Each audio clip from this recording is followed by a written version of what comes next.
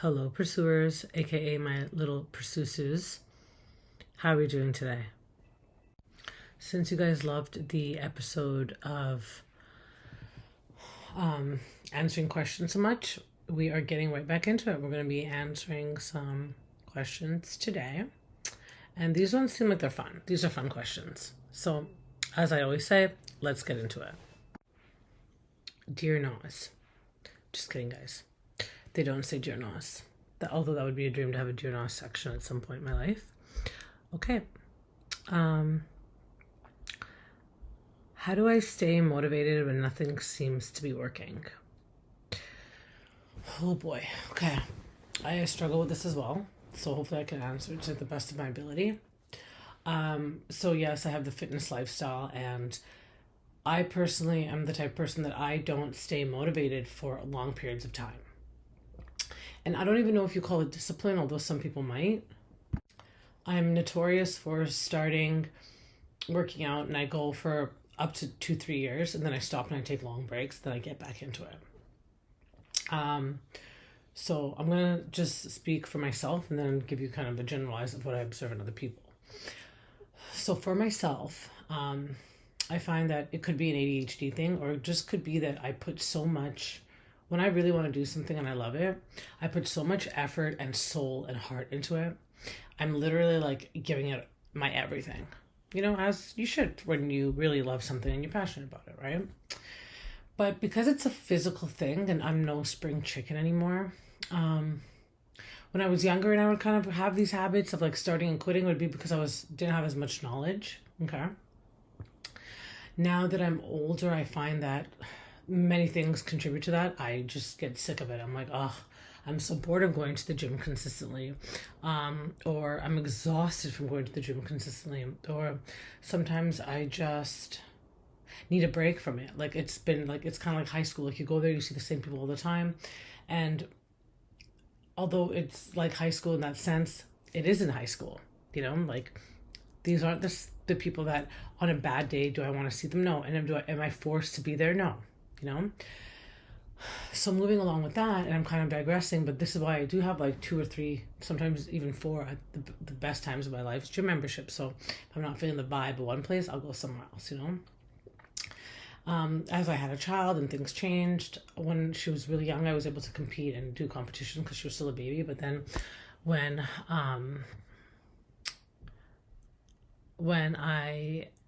she got a little bit older, I couldn't really, being a single mom and, the help that I had, we moved a little bit further away from my parents. Like my parents lived in a city called Langley. Me and Mercedes moved to Vancouver. It was harder for them to get to us. So I kind of had to put the gym second to me being a parent. And that happens. Okay. But then you get back into it. Something happens and you get back into it. Okay. So I digress a little bit. So I just kind of want to give you that background and preface that before I sort of get into my personal explanation. So how do I stay motivated when nothing seems to be working? So right now I've taken some months off of the gym because I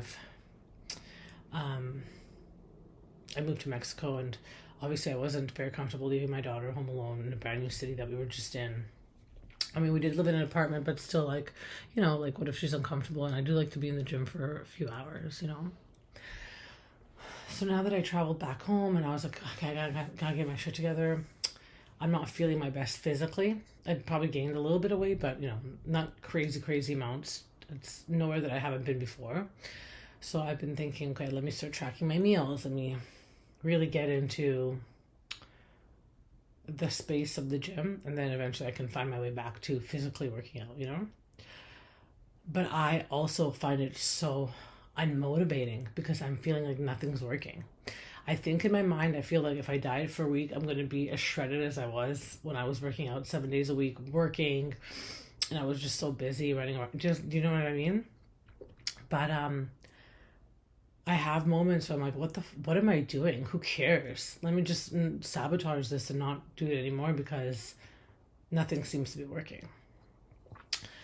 But in those moments when I feel that, I have to go back to everything that I just told you guys initially. I have to remember those moments of how it felt when I was able to get to my goal, and how it felt when I was at my goal, and how I felt when I was consistently working out and feeling my optimal best self, you know?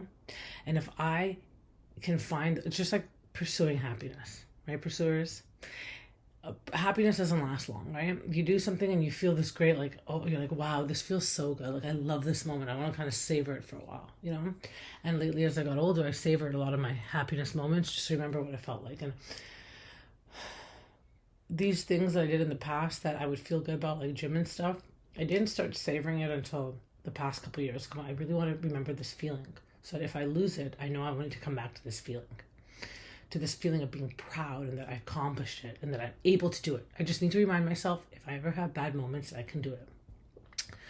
So when I'm unmotivated because I feel like nothing's working, like I'm counting my calories, it's not working, I'm not skinny yet, you know, I just have to take it day by day, firstly. Okay, what can I do today? Only today, because I can only control like the next hour that's in front of me, really, you know.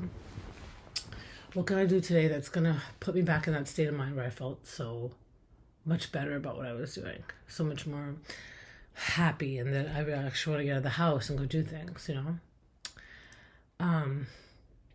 I have to put myself in that state, okay? I have to remember those moments, and those moments that I forget. It's just like my sobriety. I watch people have a glass of wine and they're at dinner, and I'm like, that looks like so much fun. But I know that if I drink, it has nothing to do with losing my sobriety. There's not much shame about that. But I just have to remind myself that when you drink, remember how it feels like when you would drink and get drunk. That's the feeling that I don't want to experience again. Maybe the social aspect, or, you know, maybe being on the outside and looking at myself having a glass of wine and laughing with friends, that seems like total fun, right?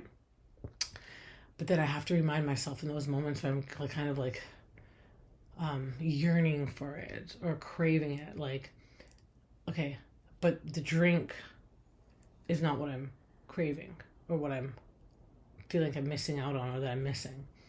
It's the social environment about it. I have to remember when you drank, how it felt like. I have to remember it. When I sit in that thought about how it felt, I lose the urge, and the urge is gone. And then I remind myself, like, I'm back to the place, like I bring myself back out of that kind of like mindset where I'm like kind of fantasizing. And I say, okay, remember, it sucked. You don't want to go there again. So these are some of the tools that I use. Is it hard? Absolutely. Do you struggle? I'm struggling through it right now. But I think the only thing that you can do is just think about it within the next 10, if it's hours, even too much to think. I can't think about the week ahead. Then I get anxious. I'm like, what can I do today? And sometimes today even gives me anxious. So all I can think about is the next couple hours. What can I do in the next couple hours? I make sure my food is prepped, eat at this time, keep myself occupied. And then even when a week goes by and I've been eating really good, and then it, like, for example, like I've been eating really good, following my calories, then the past couple of days, I don't know if it's stress. So I do know that I stress eat, or I mindless eat, but that's a topic for another day. These are just, you know, being very self-aware at my age. And I can feel that I'm like, oh, okay, feeling like bloated again more than usual, and I don't like that feeling. And I'm like, no, you just did it for a week.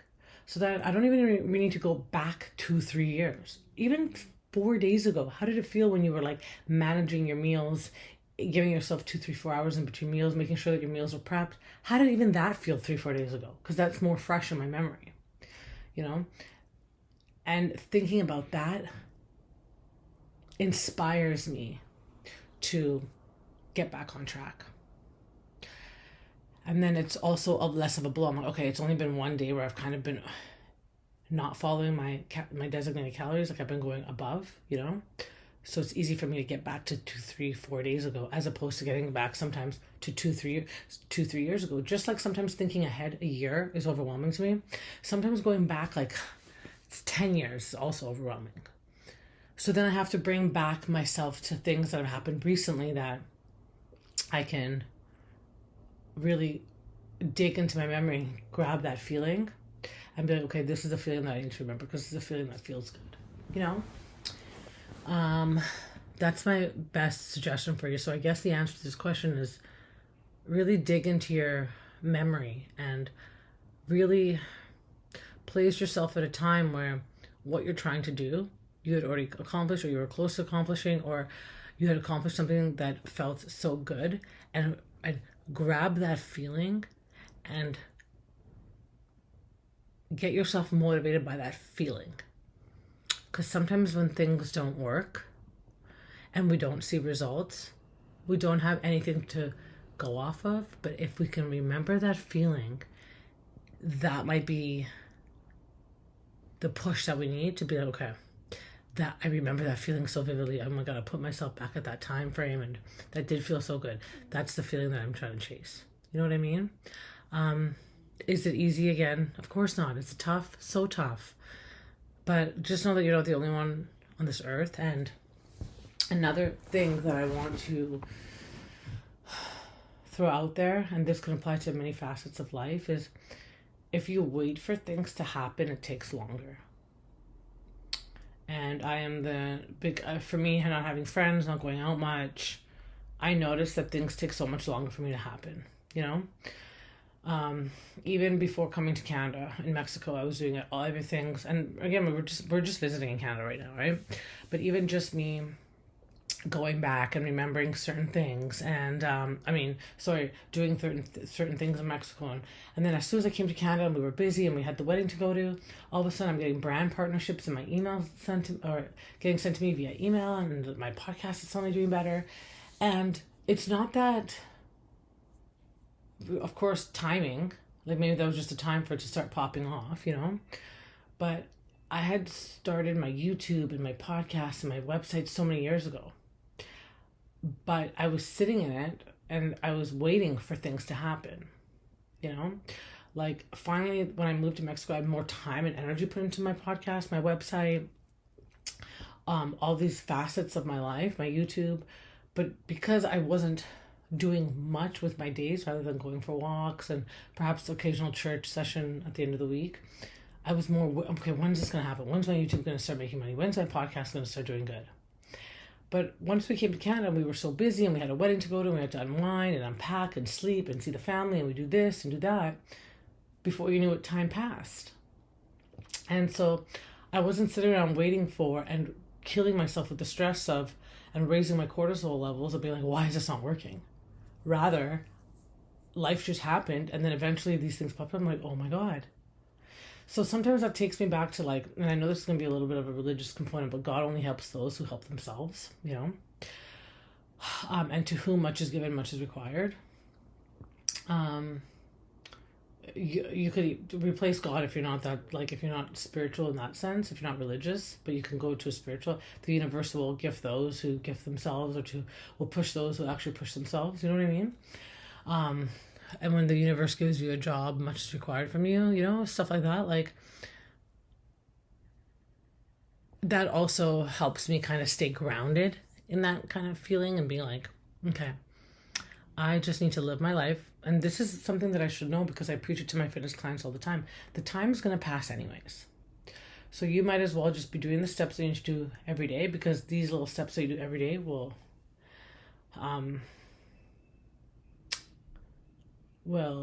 sort out themselves in time, you know, like in time you'll see the results. And another good saying that I'll finish this off with is like, you do the little things every day and nothing changes. Like, you do little things every day. For example, kids that go to school, they go to school, and I remember this feeling because I used to go to school, and I love using examples just to put you kind of in that mindset. We went to school for how many freaking years? 18 years. Some of us 17 if our birthdays were later in the year. Some of us 19 if you failed and you had to redo a grade. But you go to school for 18 years, okay? And I remember when I was in school, every day seemed so treacherous and long, and I was like, when is this going to end?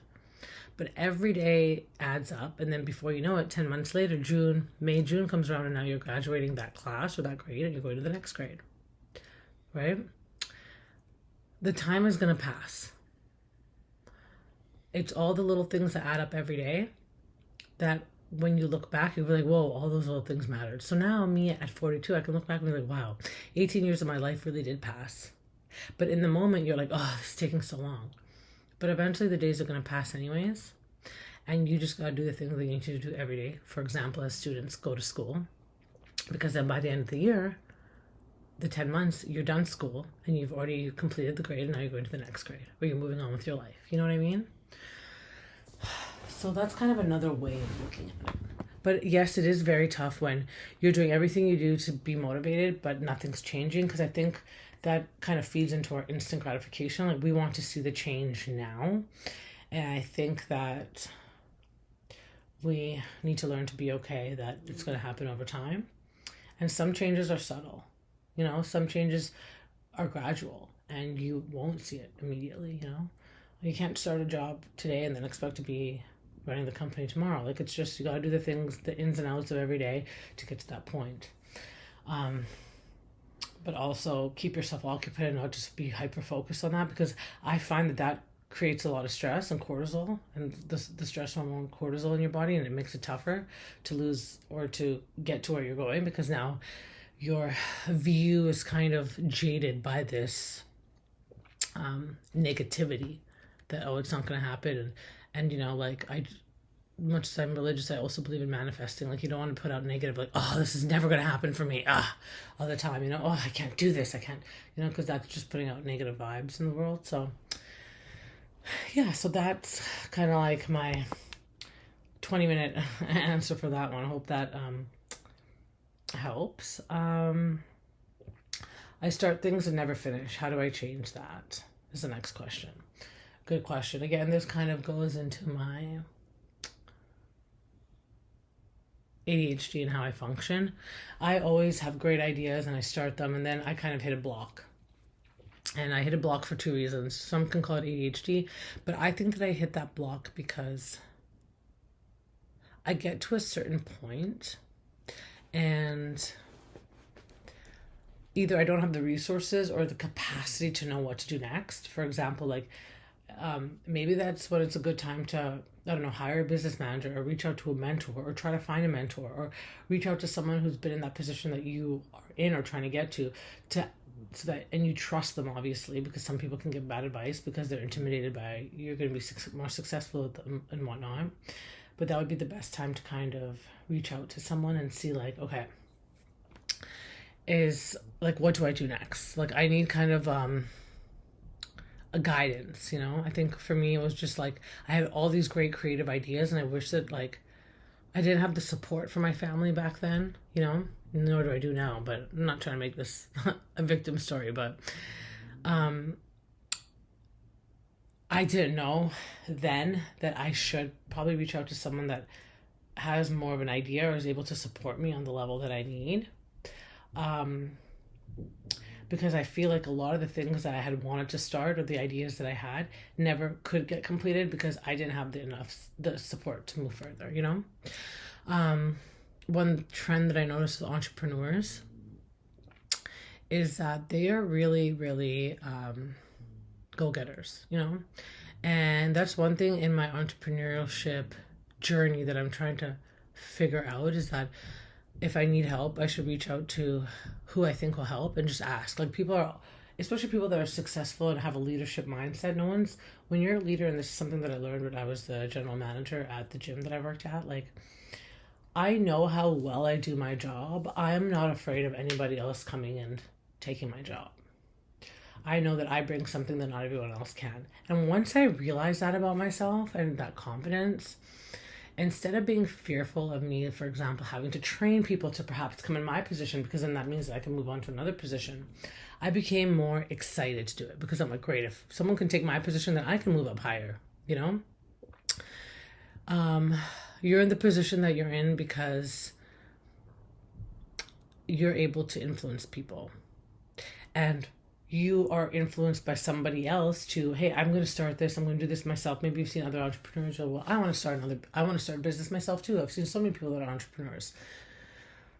Perhaps you're not trying to get into their niche or their field of work, but you're definitely trying to build a name for yourself, like you've seen other entrepreneurs do it. I think that's what a lot of entrepreneurs are inspired by, other entrepreneurs. Or else why would we even fathom the idea of trying to start our own business, you know? because the idea looks appealing. You're doing something that you're passionate about. It's your own thing. It's your baby. You're creating it, and you're kind of providing something for the world, you know? So maybe, for example, with the podcast, maybe I can reach out to other podcasters that have a podcast, or podcasters, like sometimes the celebrities are harder to get to because, and I hate to say this, they're too cool for school. But something that I never want to do is to never be able to get back. So if I'm able to get there, I want to be able to mentor other people how to get here. Like, just at least guide them. Okay, you have this created now, even with my website. Okay, great. So first you need a domain, and then you have to do this. Then figure out how you want your layout. Or you can hire someone to, you know what I mean? Like, because some people get stuck because they have never been in that position, or they don't know people in that position that can perhaps help them move up a little bit further, you know. My parents are all blue collars. They work for someone, and they do like 8 to 5, 9 to 5. My parents were both like that. You know, my mom still works. My dad unfortunately doesn't work anymore. He's older now, retired, and plus he had a stroke, so he's unable to really do much. But my dad attempted to start his own business, and he failed at it, you know. Nicely put. And failure, you know, doesn't always mean something bad, but he did fail at it, and he didn't kind of try again. I think for my dad, and I'm going to digress here a little bit, I think when things got too difficult for him, he just his fallback was something that was easy. And so I don't want to learn that from him. I want to try to break that habit. So that's why, as discouraged as I am by all my failed ventures, I didn't feel it in my gut that it was time for me to just give up. You know, like, if there's one thing that I'm going to finish and succeed at, or at least keep going, it's the things that mean the most to me. And that is my brand, The Pursuit of Happiness. That is Naz Kazemi, the brand. That is my fitness clients that I can help change their lives, you know. That is things I'm passionate about. Like, even me jumping on here and being able to give advice, it just makes me feel so much better, you know. I feel like and I don't know how many people will listen to this, or how many people, if it won't even get to anybody, you know. Maybe in 10 years when the podcast really goes booming, people will finally listen to this, and I'm going to listen back and be like, oh, I said that. But sometimes I want to take my own advice. So that's why I digressed and said that about my dad, because I saw my dad do that and then fall back. And sometimes I feel like sometimes when I start something and I don't finish, it's because of that. It's because I never really seen anybody close to me, and by that I mean like immediate family or even friends, attempted something and succeed. Majority of my friends are people that work for someone. So, and that's not bad. They have very successful careers, but I'm just saying, like, they're not entrepreneurs, you know. They were hired as employees at their place of work, and they work their way up, you know. So maybe I need to find support, just like what I had just said earlier, you know, with the motivation. See how everything sort of ties in. How do I stay motivated even though nothing's changing? Tying back into the previous question, it's because I believe in this so much. And when I remember how much it feels how good it feels to be able to, like, just talk about me and not to boast myself, but the things that I love, and hopefully that can translate and be able to help other people, that keeps me motivated, you know. I just have to keep reminding myself on the days that it gets negative. And if I keep reminding myself, then I won't quit. I won't reach a point that I feel like I have to quit. Instead, it kind of motivates me or inspires me, because sometimes motivation is like tough to find, but the inspiration, or at least the discipline, like, okay, shoot, I can't tell the audience that I'm going to come out, even though I'm still like not as consistent as I want to be. I can't tell the audience that I'm going to come out with a podcast episode and then only come out with one every 2 weeks. So that discipline, like, sometimes I'm not motivated to do a podcast, but I'm disciplined to do it. I have to, like, I told people and they're relying on me, you know. And again, as I'm sitting here and talking, it just reminds me about why I didn't quit in the first place, even though I'm not necessarily seeing the results that I want right away, you know. But I think the next step for me is to just, which is going to be tough for me, but I'm putting it out there, find support within people that have either traveled this path or, again, back to the entrepreneur example, like are entrepreneurs and can perhaps guide me or put me in a direction that will suit what I'm trying to accomplish. Now, the next thing I want to say about that, now this is more of a medical kind of thing, is also make sure that you don't have ADHD, because don't ever think that you're lazy unless you know for a fact, yeah, I'm being lazy. I think sometimes when people question, like, am I lazy or why can't I just not finish this? It's factors outside your control, perhaps. I'm not saying go get medicated. I'm saying just know what's going on with you so you're able to manage it, because even with my ADHD, I haven't taken medication in over a month now. And I'm just trying to manage it without having to be medicated. I don't want to be medicated. I don't want to, and it's not that I will never take my medication again. I'm just trying to really push through those times that are tough for me, that I feel like I'm lazy. And again, see, this is great. It's going back to those first two questions. See where I can really pull the motivation, the inspiration to be disciplined to complete the task. Because when I'm 80 and I can't complete something, not that I'm hopefully have that much to do, but because these are things that I love, I don't feel like I ever really want to quit working until I'm like dead, Like I don't ever want to quit podcasting and talking until I'm dead, But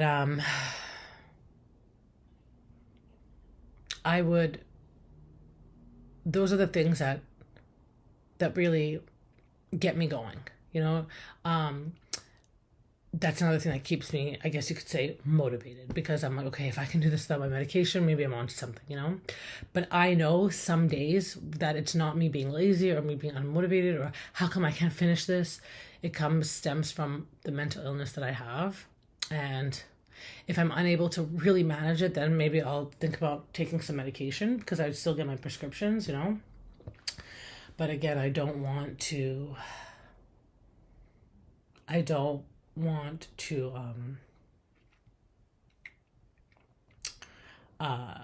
quit, you know what I mean? Or I don't want to rely. I don't want to quit, nor do I want to rely on a medication to keep me going, if that makes sense. So I hope that answered that question. Okay, so next question is, and it kind of ties in with what we were just talking about. It says, how do I motivate myself when I have no support system? Great question. Again, this ties into the first two that I just answered. More so the first one, because, okay, if you don't have a support system, what ends up happening is it becomes tough. Like, you can't stay motivated because then you feel like nothing seems to be working. Okay. And I said you have to reach out and find a support system. Okay. And I start things but never finish them. That could be because you start to lose your motivation because nothing seems to be working. Does that make sense? My greatest, and this is something that I'm working on myself as well, is that if you don't have a support system, you need to get out there and find your support system, whatever that means to you. For example, AA/NA meetings. For some people, that's a huge support system. It's recovery. It's other people that know what they're going through. It's other people that can go see 7 days a week, sometimes twice a day, so that they have the support if they ever feel triggered or they really need someone to talk to. Just like how an addict realizes, okay, I'm an addict. I'm going to, step one is you surrender. Okay. Step one for people like myself and yourself that lose motivation or feel like there's no support system is that we have to surrender to the fact that we know that. Like we have to say it out. Okay, I have no one here that's going to be able to support me. People love me, but no one knows how to support me the way that I need it right now for this particular project or event in my life or incident or trauma. So just like someone goes and sees a counselor, I feel like these are options that we can do. I'm going to take my own advice here, so check in with me, guys, if I haven't. We can then go to, first off, let's search on the internet. Where can we find business managers or business coaches, life coaches that can perhaps help us guide us into the next possible layer or the next step that we need to take? I'm thinking for myself, entrepreneurship entrepreneurship groups where it's like women in business, stuff like this, like someone that could perhaps help me kind of elevate to the next step, see what I need to do, maybe join these groups and just kind of see how I can really elevate out of this level that I'm kind of stuck in, or where I don't know what needs to happen next to really push myself and my brand out further. Okay. I think that's a good one. I think when I'm done podcasting today, I might even go search some entrepreneurship groups, women networks, and see if I can get involved in that. It's really tough for me to just show up and be like, I'm here, I want to make friends, I want to learn. But for the first time in my life, I'm so motivated and inspired by what I've created that I really want to see it work, because I think the intention is good and the intention is there. Another thing, I have trusted myself and I believe in myself that I'm going to make it work. I don't think that I see any other option at this point. I've made so many mistakes in my past that for some reason this one moving forward, I'm like, no, this one's gonna go through. I just need to find the right guidance. So Google networks, support groups, Facebook groups, chats. If they have meetings or monthly meetups, let's get enrolled in that. Okay. And that's the first step. I don't want to overwhelm anybody or overwhelm myself by just being like, okay, and then next this will happen. Let's just start with that basic step. Okay. So whoever sent me this question, let's just do that first. And if you need a follow-up, please message me and we can kind of go from there. But I feel like if you feel like let's say it's not a business that you're trying to create. Let's say, and this is something that hits close to me too. Sometimes when I talk about certain things, I can't talk to it about my family because they don't provide the support that I need. And when I had talked to a counselor back in the day, they're like, for example, if you talk to your brother and your brother's not able to provide the support that you need, you don't always have to go to your brother to talk to him about these things. You can find support for those, but like, for example, for friendships in your life. For example, I'm just using an example. This is not actually what's going on between me and my brother, but if I say something about a friend that I have and then they're like, oh, they're so unmotivated and you shouldn't be friends with them and blah, blah, blah. Well, my brother's not really supporting me. Right? I kind of need advice, and like, he's not the right person to go to, because instead of giving me advice on this person, it's more like judgment on my friendship with them. So maybe when I talk to about my friends and I need advice from my friends, I just really need someone to just kind of listen to me vent without kind of being opinionated. And then if I ask for advice on how to deal with it, I don't need them to slander the person that I'm talking about, because that's still my friend. I just kind of need advice on how to move forward. So maybe not the right person to talk to.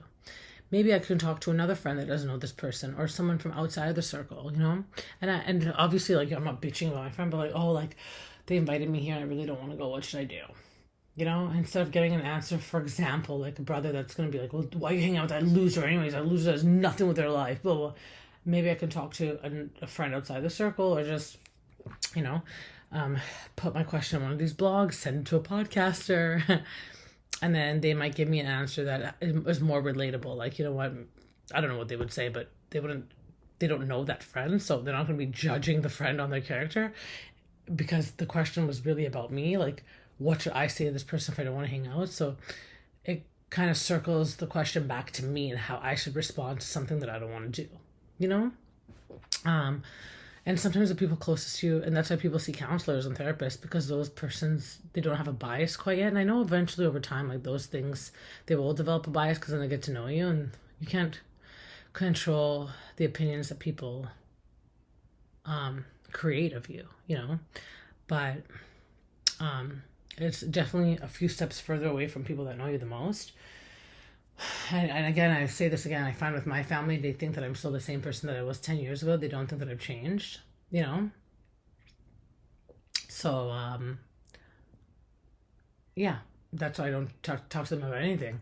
And sometimes my family complains about, you don't tell us anything. Well, because every time I tell you something, you either like degrade my friends, you don't approve of anything that I do, so why would I come to you with anything? You know? And I'm sorry, but and it's not just my family, but it's also some friends. Like, this is a boundary that I've created, because if you cannot show support, I don't always also need to hear your opinion, because I'm still going to do what I'm going to do. So either you stop bashing me and you start to provide helpful advice, because, you know what, Naza's going to do it anyway, so let's just try to, like, give her the best advice so that she can get this done successfully, or just don't say anything at all, you know? If that makes sense. So hopefully that answers that question as well. All right, so this is another great question. It goes more with like mindset and growth kind of things, but it's like, how do I break out of a victim mindset? This is going to be a kind of tough one, which is why I chose to answer, because I feel like sometimes I do, like, when I think about everything that's happened to me, I'm like, why did that happen to me? Like, what did I do to deserve that? And I think that it's okay for me to think that. It's okay to be in your thoughts and be like, I didn't deserve that. I was just a kid, or I didn't deserve that. I was just a 20-year-old trying to make it work, or I didn't deserve that. I said no, you know? But one thing that I don't, because, okay, let me kind of rephrase this. We're always victims to something, which is outside of our hands, right? Like, we can't control people. And I'm not talking about in the criminal sense, like if you've been criminally victimized, like that's a whole nother level, and I'm so sorry that you've had to experience that. I'm talking more like general, like you didn't get the promotion at work, or you don't have a good relationship with your family, me, or, you know, just things like this. So let's take the family example. Yeah, I'll be like, you know what, like, because I hate them, because they treat me like shit every time I do this, you know. And so I think that it's okay for me to feel that way, because that's my experience of it. So it's okay for me to feel as a victim because of other people, because I couldn't control what they did to me. But I'll be damned if I continue to think that I'm a victim of myself. I don't want to be a victim to myself, and I don't want to be a victim of myself, you know? I can feel sorry for myself to a point, because again, you can't control what people do to you, and you know, you can only control your reaction to them. So sometimes when I think about what people have done to me, yeah, I'm like, I did not deserve that. I was a complete victim. Like, I have identified that I was a victim in that situation, but I also don't always, like, I don't want to live in that, you know? I want to move on with my life. Like, I want a good life. And again, like, if there's a situation that it was like a criminal kind of, where you've been like criminally victimized, that's a whole nother level. And I really suggest that you reach out. There's victim services, because that type of trauma does need guidance, does need professional help, because you were criminally victimized at the hands of someone else. And no matter how much you try to stop it, sometimes there's shame around that, because you're like, you can't undo that, you know? But when I see the times that I was a victim at the hands of somebody else, not criminally, just because of life and how life goes, I want to learn from it. And I don't want to remain a victim. Like, I want to grow because I was a victim once, or because I was victimized once. I don't want to remain the same because I was a victim once or victimized once, if that makes sense, you know? And I think that you really need to compartmentalize that was what happened to you and made you a victim at that time. But now moving forward, we're going to like, there's no more box around us. Like, you know, here's the box, the victim box. So draw a box, write victim in it, and you're sitting in there right now because that's the past. That's what happened. But moving forward, draw a stick figure. And now you're the stick figure and you're outside of the box. This person is not a victim anymore. They're not sitting inside the victim box. So what can this person do moving forward that they're going to learn from their past mistakes or from the mistakes of others, so that moving forward, they never fall victim like that again? Okay, and again, I want to just preface this and make a context that, like, we're not talking about anything that was that you're a criminal victim, because unfortunately, those are just sometimes by people that are physically or emotionally stronger than you, that can kind of keep you tormented in those positions. And no matter how hard you try to break out of those, you'll always be a victim of someone's stupid action. But if it was something like a promotion at work, or you don't get, like I said, don't get along with your family because your experience with them, they would, you know, they always treated you like shit. So yeah, I was a fucking victim then, okay? Sorry that I was a fucking victim, and I feel like I was victimized and tormented and tortured. But moving forward, I'm going to be damned if that's what's going to describe me. Like, that's not my story. My story is this girl that has learned from her mistakes and is moving forward.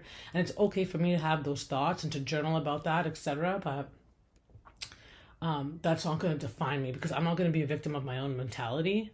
But I can acknowledge that in the past, I have been a victim to certain people's actions, and just again learn from those mistakes, you know.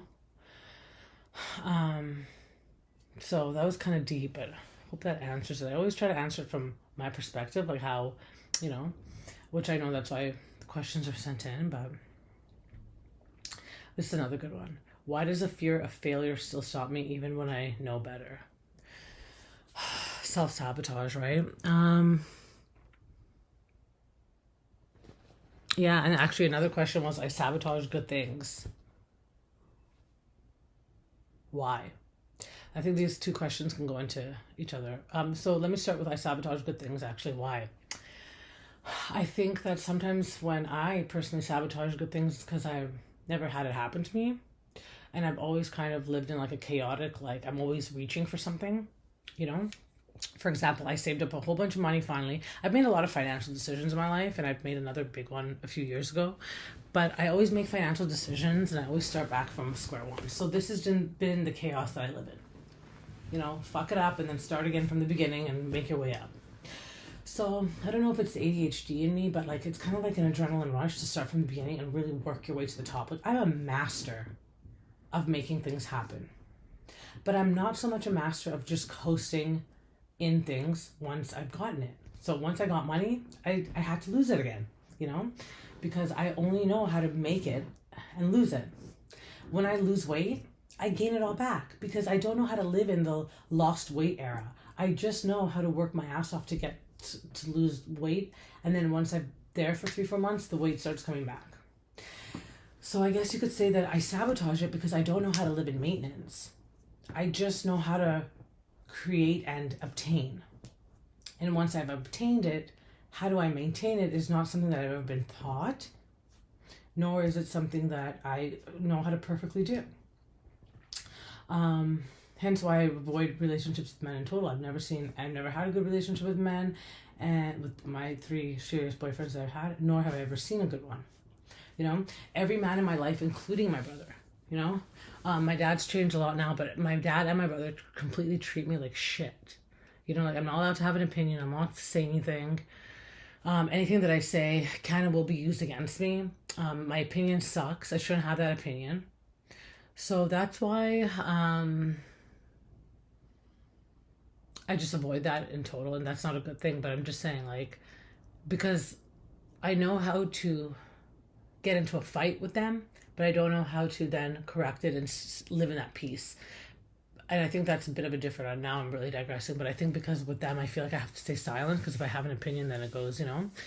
But this is why I do this, you know. So is it an adrenaline rush? No. But I just know that I'm good at getting there again. And sometimes that chaos, like, I don't want to call it boredom, but sometimes that chaos of making it happen again, like, how am I going to make money? Like, that's kind of my life, you know? Like, I don't know anything beyond a life like that. So it's like, okay, once I'm rich or once I have lots of money, now what do I do? Now what's the next step? Maybe I do need to find guidance maybe I do need to find a business manager. And I've thought of that. Like, next time I make a really good chunk of money, I'm going to hire my ass a business manager that's going to help me manage my money. And it's not my family members or anything. It's going to be people outside of my family that can help me manage my money. And that's because, like, once I earn the money, it's like I almost feel bored. Like, there's no more adrenaline. So now what do I do? So then what happens, and this is what happened a couple of years ago, I completely destroyed the money that I'd saved because I needed more of an adrenaline rush. So it's kind of like my addiction from, like, working my ass off, because I'm like an all or nothing person, right? Because I'm an addict, became let's go shopping, you know? And, like, that was the adrenaline rush that it gave me. And then once I lost all my money, it's like, oh, don't worry, we'll get it again. So here I am rebuilding, you know, this time a little bit more different, and I'm kind of not doing any quick fixes to make money, and I'm totally digressing, but I'm going to really invest that time that I've done into other things to really pursue a happiness. I'm just joking, to pursue the things that I've created and that I really want to do well. So this time around, I'm going to know it's going to take a bit longer. Hence to the first questions. Wow, everything's tying in together, you guys. But hence back to the first questions. Like, yeah, I feel like this time around it's gonna really take me a long time, but I don't want to quit. I don't want to start something and not finish it. And the days that I don't feel motivated, I'm gonna get through it. But again, I live in that ecosystem of like, I've lost it and now I need to get it back. And then with weight, same thing. I'm bigger. And even if it's 10 pounds, like right now I'm just maybe 10, 15 pounds from where I was like 2, 3 years ago. I was extremely lean. But it's like that adrenaline, that having a focus of like, oh, and that like the challenge of like, okay, now we got to do it again. Let's lose that weight again. It's like kind of like what I thrive off of. And I don't think that's healthy. I think it's just all I know and what I've mastered. Because maintenance, even when I buy a car, all of a sudden the maintenance is up and I wait like 20 kilometers past it because like, oh wait, what? We have to go now maintain this? You know, maintenance is tough for me. Maintenance is not an ecosystem that I've lived in before, that I know who to go to help me. But because I've just answered these questions and I've kind of, you know, I'm older and I'm at a place where I really want this to succeed, I realize that I have to go and seek out the support that I need to be able to make it to the next step, which is the maintenance. Because I'm getting older now, and this time around, like I don't know if I'm going to have enough time to lose it all again after I create something so beautiful and start from the beginning. I just don't think that I'm going to have the patience, because you get a lot more stubborn when you get older too, you know? So back to the part of the question where it says I sabotage good things. Why? It's because sometimes I don't know what to do at that point. You know, it's because all I know how to do is to lose it and to get it back. I don't know how to maintain it. So I think that's why I sabotage it. Like something good is just about to come out of the corner, but then I'm like, no, this is where I need to stop and go back to the beginning, because what do I do next? You know? Sometimes it's overwhelming. What, I have to work hard and maintain my money, you know?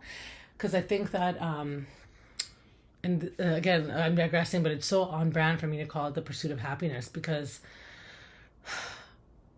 and again, I'm not blaming my mom for this. This is just how she taught me, but it's years of unlearning, because my mom was always like, once you get a good job, you don't have to like work so hard. You're just going to get lots of money. Once you finish school, you can get a great job and you don't have to work so hard because you're going to have a good job that's making money. But I think what she meant to say is work hard, do good in school, and then get a great job that you love, because no matter how hard you work, it won't always feel like you're necessarily working. Because now I think in my head, I feel like once I get there, I can stop working hard because I already got it. You know what I mean? I'm not blaming her for saying that to me. That was just her way of trying to motivate me with the best that she knew how. But I think that that's the kind of language and the kind of ideals that I have to unlearn and be like, no. You don't work hard to get somewhere. You actually work hard and you get somewhere, and then you get to the point that you've always wanted, where you're successful. And now you need to work harder to maintain it. You know? I think I'm also trying to wrap my head around that. Okay? And then moving into kind of like the question where it says, why does a fear of failure stop me even when I know better? Sometimes I could attribute that to, and this is once what a counselor had told me, like, is it really a fear of failure? Like, do you think that you're going to fail? Because I feel like I'm so good at that, you know? Or is it actually a fear of success that I sabotage things? Which, again, ties into the first question, why do I sabotage good things? Because I think it comes from, like, and it's not a conscious fear. Like, I'm not like, oh my God, I'm going to be successful and I need to ruin this. I think it's just a subconscious, like, okay, I'm getting to that point where, like, it's now maintenance, so I've reached my goal. I don't need to work hard anymore. Let me go back to the beginning because I need another challenge. And so it's the mindset that I have to kind of recreate in my head. And maybe I do need professional help and surround myself with women that are, that I can be inspired by, because these next steps, like, I don't want to be afraid of maintenance anymore, and I also want to have a roadmap to know what to do once I get to an area of maintenance, and have people that are around me that can give me resources, or that perhaps I can help them, you know, because I can do so much on my own, but the next step requires more guidance and support, and it has to come from outside of myself, you know. I think I finally realized that at the age of 42. But yeah, so it's just unlearning and learning new things to be able to adapt to where you want to go, you know. And I'm independent enough and my brain is developed enough to know that, okay, actually, these are the things that I need to do for myself because no one's really going to be able to help me. I have to go seek out that support because no one's going to come to me and be like, hey, here, I'm support. Nice to meet you. Like, oh, I didn't, I just happened to fall in my lap. No, it's not going to work that way, So, which actually goes into the next question, which how do I stop being scared of success? I think it's just having the right guidance and the right people around you, because maybe for me the fear is like, okay, and again an unconscious fear because my entire life all I wanted to be was successful, so why would I sabotage being successful or sabotage a good thing that's going to put me at success? But it's just maybe really unlearning how I've viewed success and really being open to the idea of getting out there and meeting other women and people, because that's what's going to get me to the next level that I want to get to.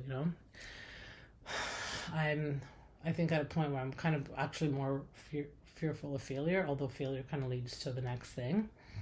All my failed startups and ventures have led me to a point here where I'm finally doing something that I love and I'm actually kind of seeing some results for it. So that's a bit of motivation for me, but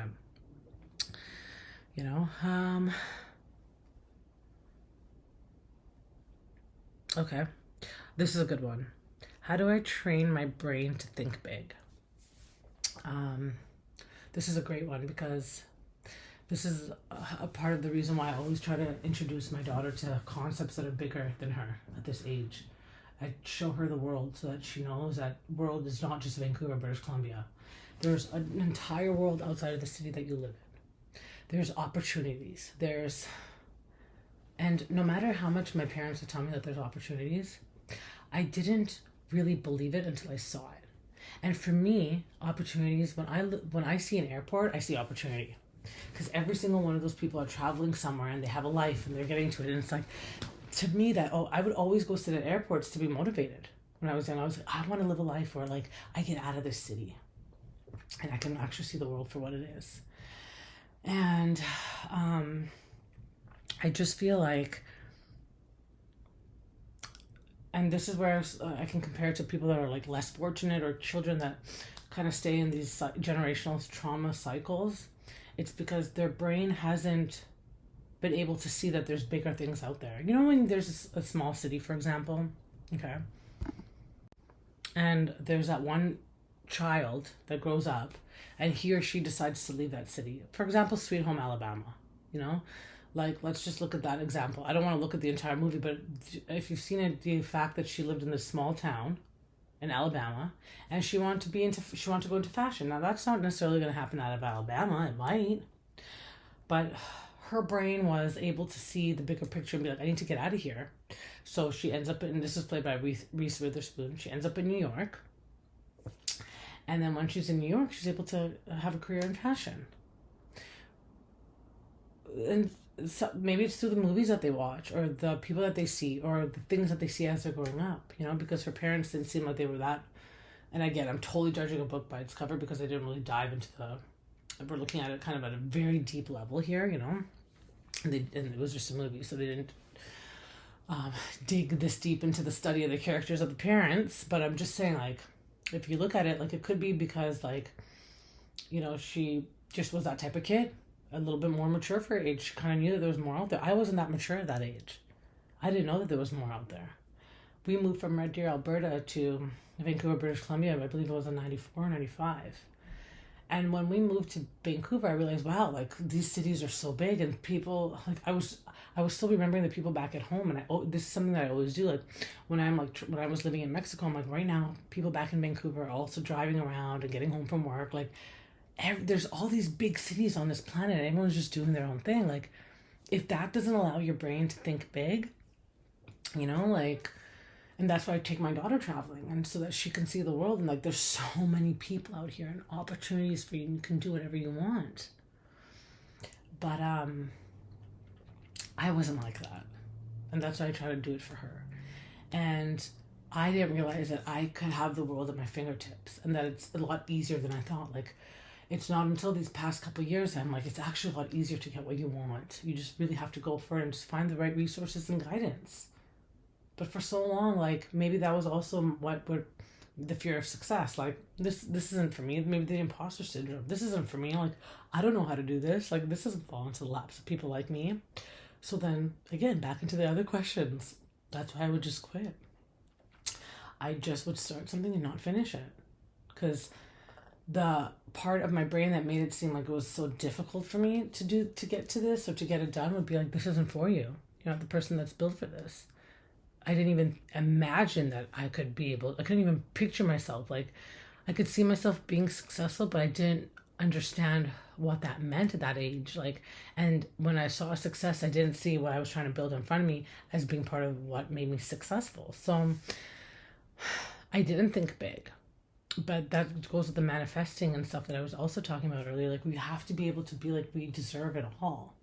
But I think that sometimes when you're in the wrong social circles or surrounding yourself with the wrong people, it's hard for you to really nail that down, because nothing is inspiring you to think so big, you know? So how do you train your brain to really think big? Expand your social circle. It sucks. So one thing that I do when I'm just kind of like unmotivated and I just kind of need to see that the world is big out there is I'll go for walks. I'll go downtown. And especially in bigger cities, it helps. Like downtown Vancouver, I'll go. Even in Mexico, I did this. I was living in a small beach town, but country beach town. But like, you kind of go and you just look around and you're like, there's so many people out here and everyone's living their life. And it's like, what do I need to do to get out of the rut that I'm in? And if you can't think of a possibility, you just look around you and there's all these people that I'm sure if you approached would be able to help you and give you some inspiration, you know? Sometimes talking to a random stranger and they start telling, yeah, well, that time that I lived in Italy, and you're like, whoa, cool. So then he tells you the story. He or she is telling the story how they lived in Italy for like 10 years and this happened and that happened. And then you ask questions, you know, like, how did you get to Italy? Oh, well, I met this person. And then that opens your eyes. It's just, I think, and it's very easy for me to talk to people. I'm not scared. It's not difficult. It's just, do I want to? But I have to get past it's not necessarily if I want to or not. It's like, what can I gain from it? And if I think about it that way, it opens me up. And that's also another way of making my brain to think big. Like, let's not think about, okay, do I want to? Let's think about what I can learn from this. And I love chatting to people and learning things from them. And I think like, and there's this word for it. And it's like, I'm like aroused. Like, you know, you have like pansexuals and, I think it's called sapiosexual. Yeah. And it's like you're aroused by the smarts of people. Like, I love when people are so smart. No, I'm not like sexually aroused, but it definitely like, you know, it arouses you. You're like, damn, I just learned so much. And sometimes you don't want to have this conversation with someone, but then you end up talking to them and you learn so much about them and they've just inspired you and they've taught you something. And you're like, I'm so glad that I just decided to like shut up and listen to this person because I feel so inspired from them, you know? And that can really train your brain to think big. I think just also try not to be so closed-minded, being open-minded, you know, because being closed-minded keeps you really in a box, but being open-minded and just listening to all the experiences that people have gone through and just gaining knowledge. And of course, a lot of this comes with age, you know, like going through things and learning and be like, okay, now I know for next time that there's this world of entrepreneurs out there that if I ever need help, I can go to. So now your brain thinks bigger than it did before. But I think it's also through experience. You have to experience things. Your brain is not going to get bigger and expand and think of much more opportunity than it already has in front of it if you don't get out there and see the world. And okay, I'm not saying go travel. Like, some people can't financially afford it at the moment, and that's fine. But at least just walk down the street and see people in a park. And like, these are all different families. They're all living their different lives. And maybe you have kids and you just happen to talk to one of the parents. Oh, we just came back from blah, blah, blah. Or, yeah, my husband just started a business. And, you know, like, now your brain has more knowledge and it can expand and think even bigger than it did before, you know? So I guess the very skeleton of this question is by meeting people and by hearing other experiences, because living in a box, literally at home, you're not going to be able to expand anything. And I should be one to take my own advice. So, yeah, I think that's the best way to train your brain to think big, is to just to be open-minded and be able to talk to people and to learn from other people, and that way you get more experiences, more recommendations, more advice, more support. And now I understand why it's important for people to have that support system and to have at least a couple of friends in their lives that they can learn from. Anyways, friends, pursuers, thanks for listening to another Dear Nas episode. I hope that advice has helped. If you guys have any questions, please, go into the show notes. You'll find all the show info and where you can find me on my socials in there. Send me a DM. There's a voicemail that you can leave. Send me one of those. I'd be more than happy to answer questions. I love these questions. It kind of inspires me too. So we'll have some more recaps this week. We'll do some Southern Charm, and I believe Beverly Hills is still up. So thanks so much for coming in. I'm just trying to process everything that I've said myself. I have to remember these things for myself. And we will talk to you soon, pursuers. Thanks for another episode.